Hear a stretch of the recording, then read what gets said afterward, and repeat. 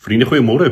Dis Vrydag, dis die 23ste Mei en ons is by Koffiekuier 943.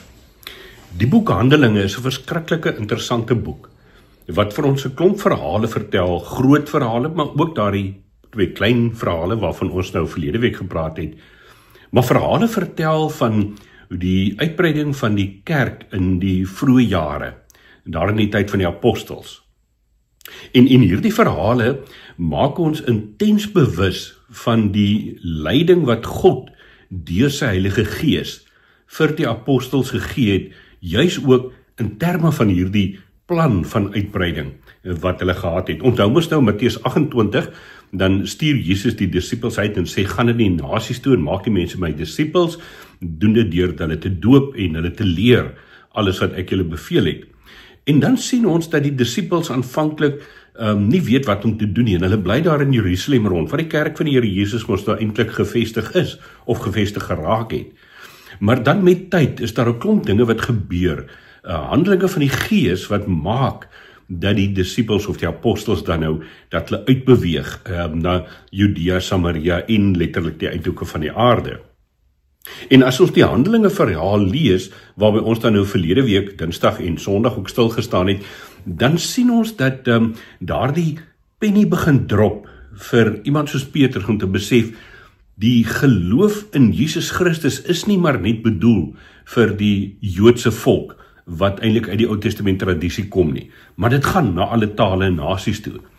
En dan weet ons vriende, ons ken die verhaal van die bekering, dramatiese bekering van Paulus op die Damaskuspad, en hoe Paulus hom dan ook begin beywer vir die uitbreiding van die evangelie, die uitbreiding van die koninkryk van God. En ons ken die sendingreis, ons ken die verhaal van die eerste sendingreis in elk geval, en dan lees ons vandag met die oog op Sondag se erediens, Handelinge 16, wat eintlik so 'n bietjie deel van die tweede sendingreis van Paulus was, daar waar Paulus en Barnabas se paai moes nog geskei het, en Paulus dan nou op die ouend besluit om vir Timoteus saam te vat, en Lukas uit die aard van die saak lei ons af, was ook deel van daardie geselskap. Maar in Handelinge 16 lees ons dan hierdie woorde. Hulle daarna, hoor Lukas sê hulle daarna deur die gebied van Frigië en Galasië gereis, omdat die Heilige Gees hulle verhinder het om die woord in die provinsie Asië te verkondig. Paulus wou Asië toe gaan, maar die Gees het op 'n of ander manier gesê, deur Frigië en Galasië. Toe hulle by die grens van Misië kom, het hulle na Bitinië toe probeer gaan.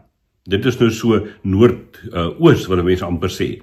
Maar die Gees van Jesus het hulle dit nie toegelaat nie. Hulle het toe deur Misië gereis na Troas toe gegaan. Dis nou so noordwes van waar hulle was op daardie stadium. Daar het Paulus in die nag in 'n gesig 'n Macedoniese man gesien, wat by hom staan en hom smeek, kom oor na Macedonië toe en kom help ons. En nadat Paulus die gesig gesien het, het ons so gou moontlik gereed gemaak en na Macedonië toe vertrek, omdat ons tot die oortuiging gekom het, dat God ons geroep het om die evangelie aan hulle daar te verkondig. Nou, net so vinnige opmerking of twee van hierdie gedeelte eers.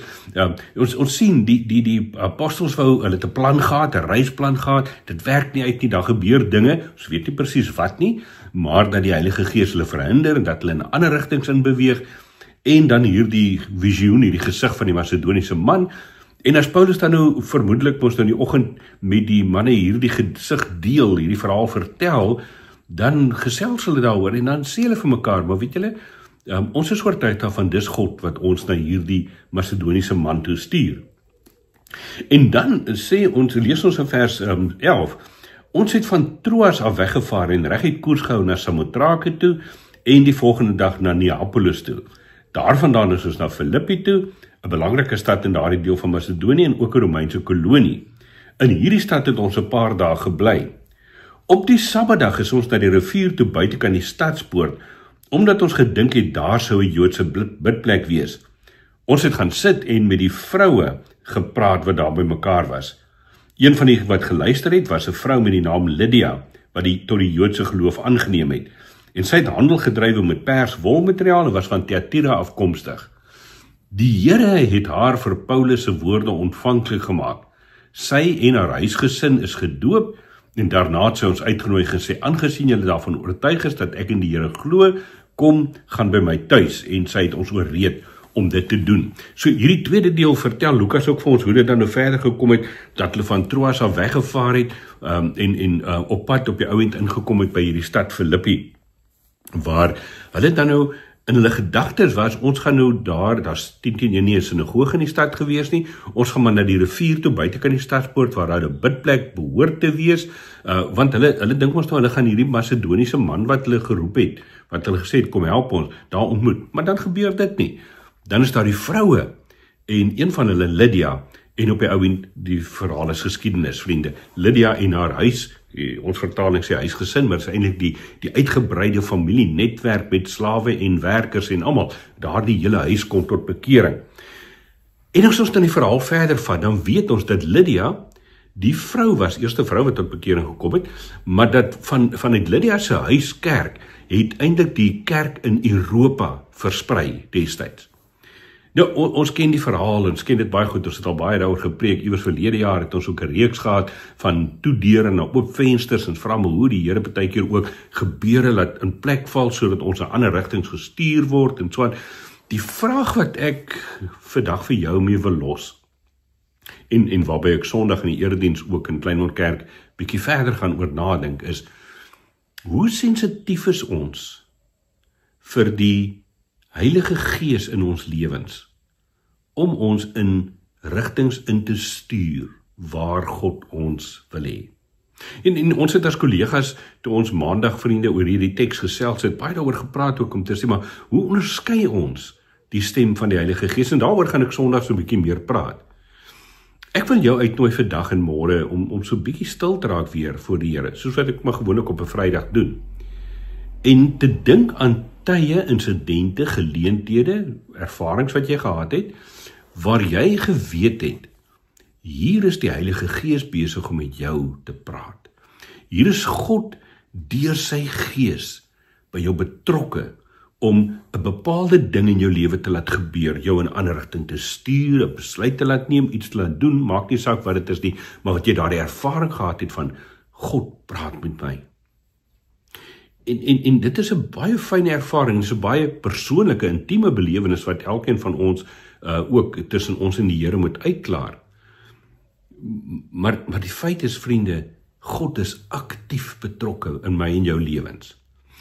En dat die Here dalk nie vandag met ons praat soos wat hy met Moses daar uit die brandende braambos gepraat het nie, of soveel ander voorbeelde, verhale in die Ou Testament veral, maar ook in die Nuwe Testament. Dit is natuurlik ook so, ons beleef en ons ervaar dit verskillend, ons persoonlikhede is verskillend.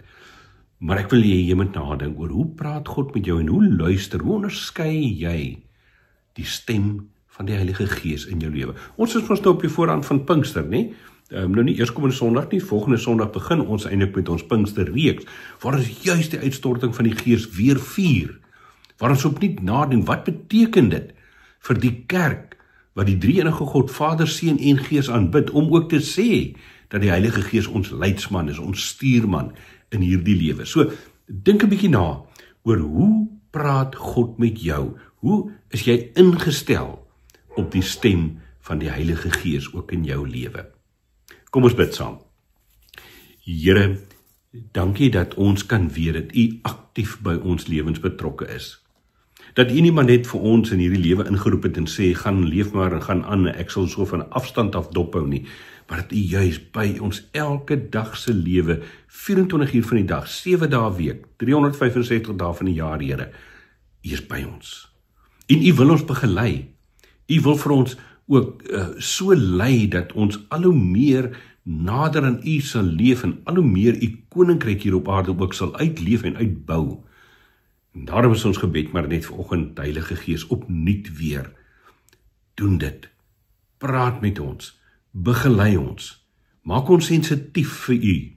Maak ons op daardie punt dat ons kan fyn onderskei om regtig te hoor waarmee is U besig. In ons eie persoonlike lewens, maar ook in ons breër familie, netwerke, in ons gemeentes, in die kerk, Here, sodat ons inderdaad net kan doen wat U wil hê ons moet doen. Ons bid dit, Here Jesus, in U naam, want U is ook die Verlosser, Seun van God, wie se Gees ons begelei. Daarom vra ons dit in U naam. Amen.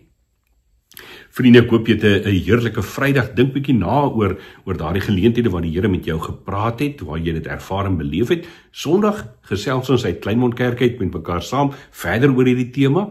En wat jy ook al doen dit tot eer van die Here en luister na wat hy vir jou in jou lewe wil sê. Mooi loop en geniet jou koffie.